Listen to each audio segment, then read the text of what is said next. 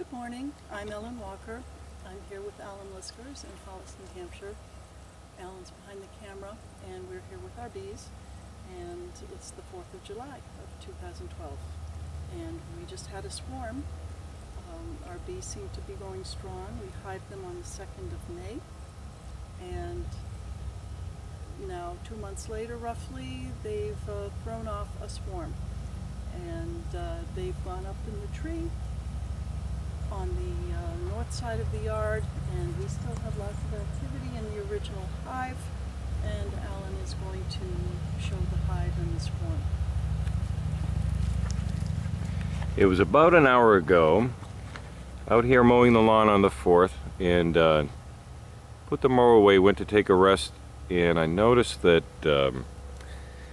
there were a lot of bees flying. We had seen last week what we thought was an orientation flight, and I guess it was, because we didn't have a swarm, although I was a little leery. I looked for one, I didn't see one. But today when I saw this cloud of bees, it was a lot of activity, a lot of bees. So I just kept watching, and after about 15 minutes of this flying activity, I noticed that the bees were moving from the hive, or I should say from flying around the hive, around the top of it, out toward the west, where we've got some woods, and they were sort of hovering at about 40 feet up in the air. The north. North.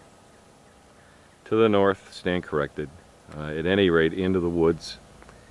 And after about a half an hour, I noticed that they were staying in one spot in flight. And after about 45 minutes, I observed what I'm showing you now, which is a swarm. It's too high for me to climb. It's a small swamp maple. I can't get up there even if I wanted to. Don't want to cut the tree down. Doesn't make any sense. So we're in a bit of a pickle. We haven't opened the hive yet to confirm that there are some bees left. We did notice a queen cell last time we opened it, which should have given us concern. It did, but being new, we didn't know what to do, so we're just wait and see, and here it is. So I haven't had time to make another hive. We don't have a nuke box. We've gone into emergency mode this morning and come up with this little creation. There are 5 top bars that were left over from the original construction on the original hive, which we put in there. We had a small piece of burr comb that we took out of the main hive during one of our inspections, which we've hung on one of the 5 top bars in this makeshift nuke box. Temporary roof. The whole thing is temporary. There's